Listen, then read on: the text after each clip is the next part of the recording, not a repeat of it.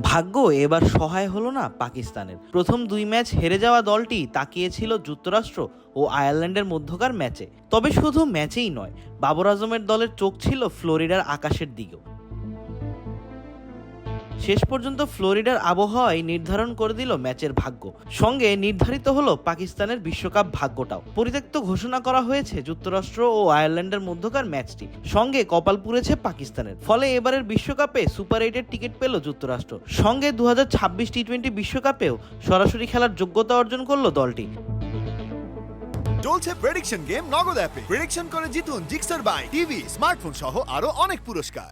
যুক্তরাষ্ট্রের সুপার 8 নিশ্চিত হওয়ায় এক ম্যাচ হাতে থাকলেও শেষ 8-এর দৌড় থেকে ছিটকে গিয়েছে পাকিস্তান। কারণ এই গ্রুপ থেকে ইতোমধ্যে ভারত শেষ 8-এ চলে গিয়েছে। গ্রুপ এতে থাকা 5 দলের 3টি ম্যাচ ছিল ফ্লোরিডায়, যেখানে আকস্মিক বন্যা দেখা যায় গেল মঙ্গলবার। এর আগে নেপাল শ্রীলঙ্কার ম্যাচটিও ভেসে গিয়েছিল বৃষ্টিতে। আজ আয়ারল্যান্ড ও যুক্তরাষ্ট্রের ম্যাচটিও পণ্ড হলো। ফ্লোরিডায় ম্যাচের দিন সকালেও হয়েছে বৃষ্টি, পরে বৃষ্টি থামলেও মাঠ ছিল ভেজা। বাংলাদেশ সময় রাত 8টায় টস হওয়ার কথা থাকলেও নির্ধারিত সময় টস মাঠে গড়ায়নি। মাঠের আম্পায়াররা বেশ কয়েকবার ইন্সপেকশনে আসলেও মাঠকে খেলার উপযোগী করে তুলতে পারেননি মাঠ কর্মীরা।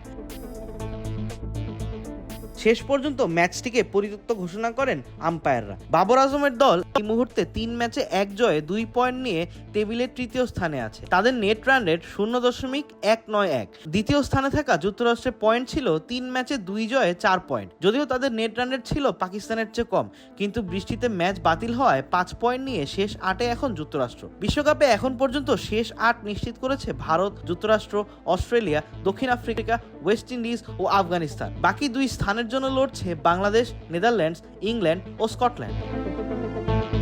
আবিদ মোহাম্মদ, ক্রিক ফ্রেন্সি।